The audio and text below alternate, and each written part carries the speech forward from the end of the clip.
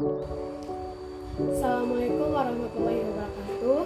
Perkenalkan, nama saya Zulfinata dengan NIM 20060026 dari Prodi Ekonomi Pembangunan. Pada video kali ini, saya ingin memenuhi tugas Ekonomi Pembangunan 2 yang diampu oleh Bapak Alphonse Satrianto, SDMT. Baiklah, pada tugas ke-7 ini materinya yaitu perumusan kebijakan pembangunan serta peranan masyarakat, pasar dan negara, di mana ada beberapa poin yang akan saya jelaskan, yaitu yang pertama sekali yaitu persoalan keseimbangan, di mana pemerintah telah memainkan peran penting dalam keberhasilan pembangunan di negara-negara Asia Timur. Pencapaian keseimbangan yang tepat antara pasar swasta dengan kebijakan publik merupakan suatu tantangan pada tahun awal pembangunan pasca Perang Dunia Kedua dan dekolonialisasi. Pandangan itu bahwa negara itu merupakan pendukung pembangunan yang baik hati, begitu mendominasi. Setidaknya secara implisit, namun catatan korupsi tata kelola di banyak negara berkembang telah membuat pandangan ini menjelaskan pentingnya peran konstruktif yang dijalankan oleh pemerintah di banyak pengalaman pembangunan yang berhasil, terutama di Asia Timur. Sekarang pada titik tengahnya yaitu muncul yang mengakui kekuatan dan kelemahan dari peran publik dan swasta sehingga memberikan analisis dengan dasar yang lebih empiris mengenai kesalahan yang terjadi dalam tata kelola pembangunan dan kondisi di mana kecepatan ini dapat dibatasi sembari mengapresiasi peranan masyarakat. Lanjut pada poin yang kedua ini yaitu perencanaan pembangunan, konsep dan logika, di mana pada perencanaan pembangunan dan konsep logika ini dapat dibagi-bagi menjadi beberapa poin. Yang pertama itu mistik perencanaan, di mana pada dasawarsa awalnya setelah Perang Dunia Kedua dan dekolonisasi, pencapaian pembangunan ekonomi tercermin pada perencanaan pembangunan yang hampir secara universal diterima sangat retuyang paling meyakini dan tepat sasarannya menuju kemajuan ekonomi. Hingga era 1980-an, hanya segelintir orang di negara-negara berkembang yang mempertanyakan kelayakan atau kecocokan perumusan dan penerapan perencanaan pembangunan nasional. Lanjut pada yang kedua, hakikat perencanaan pembangunan. Perencanaan pembangunan ini bisa kita artikan sebagai upaya yang bisa dilakukan secara sengaja oleh pemerintah untuk mengordinasikan pembuatan keputusan ekonomi dalam jangka panjang, serta untuk mengarahkan dan dalam beberapa kasus tertentu juga untuk mengendalikan tingkat dan pertumbuhan variabel ekonomi pokok di suatu negara.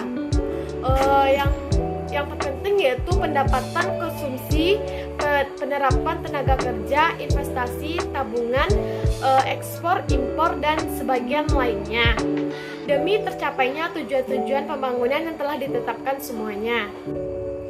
Lanjut pada poin yang ketiga yaitu perencanaan dalam negara-negara berkembang dengan sistem perekonomian campuran, di mana sebagian besar rencana pembangunan ini telah dirumuskan dan dilaksanakan dalam kerangka kerja perekonomian campuran di negara-negara berkembang.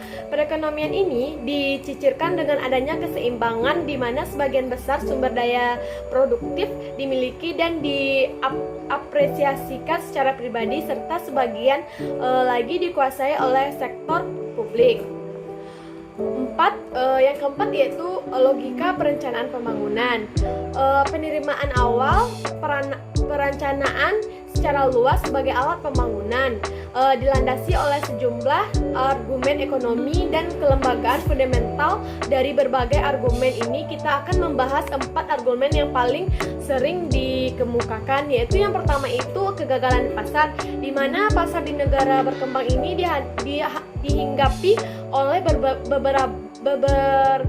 berbagai ketidaksempurnaan struktur dan operasi pasar, komoditas, dan faktor produksi yang seringkali dikelola dengan buruk, dan keberadaan harga yang terdistorsi seringkali berarti bahwa produsen dan konsumen merespon sinyal yang insentif yang kurang mencerminkan biaya ini bagi masyarakat atas berbagai barang, jasa, dan sumber daya lainnya. Ada 3 bentuk umum kegagalan pasar yang dapat kita amati. Yang pertama itu pasar tidak berfungsi dengan baik atau tidak ada pasar sama sekali. Yang kedua yaitu pasar memberikan hasil yang kurang layak ketika diukur berdasarkan tujuan yang ketimpangan alokasi sumber daya lainnya. Yang ketiga, kegagalan pasar dapat timbul dalam situasi di mana daya atau manfaat sosial berada dengan biaya atau manfaat pribadi perusahaan atau konsumen. Lanjut pada poin yang ketiga, yaitu proses perencanaan atau beberapa model dasar. 3 tahap perencanaan. Sebagian besar rencana pembangunan biasanya pada awalnya didasarkan pada model makroekonomi formal yang awalnya perencanaan model perencanaan ini ekonomi luas itu dapat dibagi menjadi 2 kegiatan dasar. Yang pertama yaitu model pertumbuhan agregat, meliputi perkiraan makroekonomi perubahan terencana atau yang dibutuhkan alami variabel ekonomi utama. Yang kedua yaitu model input output multisektor, akuntansi sosial, dan model equilibrium umum yang dapat dihitung dan memastikan dampak dari produksi, sumber daya, dan tenaga kerja lainnya. Lanjut, model pertumbuhan agregat atau memproyeksikan variabel-variabel makro, di mana model perencanaan ini yang pertama yang paling mendasari yang digunakan di hampir semua negara berkembang adalah model pertumbuhan agregat. Model ini mengembangkan keseluruhan ekonomi diwakili oleh sekumpulan variabel makroekonomi terbatas yang dianggap sangat penting dalam menentukan tingkat laju pertumbuhan output nasional, tabungan, investasi, persediaan modal, ekspor impor, dan bantuan luar negeri, dan sebagian lainnya. Lanjut pada model multisektor dan proyeksi sektoral, di mana pendekatan lainnya yang ini jauh lebih canggih lagi terhadap perencanaan pembangunan yang menggunakan beberapa variasi dan model anti-industri atau model input-output, di mana kegiatan ini pada sektor-sektor industri utama dalam perekonomian yang terkait dalam serangkaian perkembangan aljabar yang diselimutan yang menunjukkan proses atau teknologi produksi spesifik dari tiap industri. Semua industri dianggap baik sebagai produsen output maupun sebagian menggunakan input dan industri lainnya. Lanjut pada penilaian proyek-proyek dan analisis biaya manfaat sosial. Sebagian besar keputusan operasional harian mengenai alokasi dana investasi pemerintahan yang terbatas didasarkan pada teknik analisis makroekonomi yang disebut dengan penilaian proyek, konsep dasar dan metodologi penilaian proyek tertumpu pada teori dan praktisi analisis biaya manfaat sosial dan juga digunakan oleh di Amerika Serikat dan negara maju lainnya. Penutupan tujuannya yaitu dengan adanya banyak kesulitan untuk mengaitkan nilai numerik atas hal-hal seperti kesatuan nasional, kemandirian bangsa yang stabil, politik, dan perhitungan perhitungan hampir bayangan dan tingkat diskonto sosial adalah perhitungan atau perkiraan harga yang digunakan dalam menentukan nilai manfaat yang sebenarnya dan juga besaran yang terdapat berbagai alasan untuk meyakini bahwa di negara-negara berkembang ini mencerminkan manfaat dan biaya sosial yang sesungguhnya. Ada 5 alasan berikut ini terutama yang sering dikemukakannya, yaitu inflasi dan mata uang yang nilainya ditetapkan terlalu tinggi. Banyak negara yang berkembang yang masih terpapar oleh inflasi dan kendali harga yang bervariasi.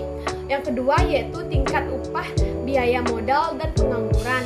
Yang ketiga yaitu tarif kuota dan subsidi. Yang keempat keterbatasan tabungan dengan adanya tekanan substansial untuk meningkatkan dengan segera kemampuan konsumsi yang miskin yang jumlahnya begitu besar. 5. Tingkat diskonto sosial. Lanjut, kegagalan pemerintah di prevensi atas pasar alih-alih perencanaan, di mana ada beberapa poin yang dapat saya jelaskan pada bagian yang ini, yaitu yang pertama persoalan implementasi rencana dan kegagalan rencana. Yang kedua yaitu pergeseran kebijakan era 1980-an menuju pasar bebas. Lanjut pada bagian pada bagian ini yaitu ekonomi politik pembangunan atau teori perumusan dan reformasi kebijakan. Hingga akhir-akhir ini dua pandangan yang ekstrim yang sering mendominasikan berbagai diskusi mengenai peranan pemerintah dalam pembangunan ekonomi.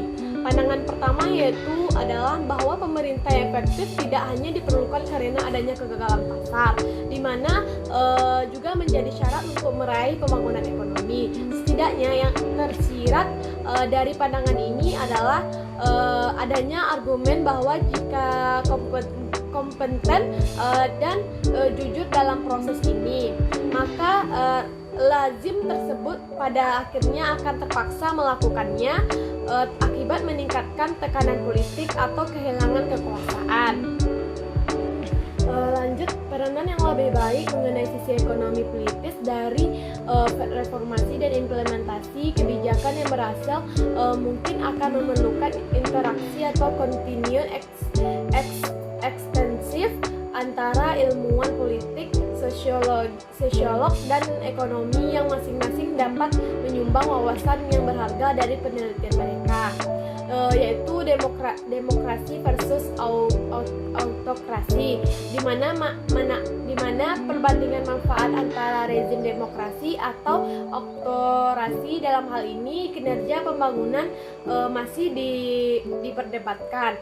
Perdebatan ini telah berhasil mengidentifikasikan sejumlah trade-off dalam demokrasi. Para politis yang ingin dipilih kembali memiliki insentif untuk memerlukan keinginan dan kepentingan mayoritas masyarakat.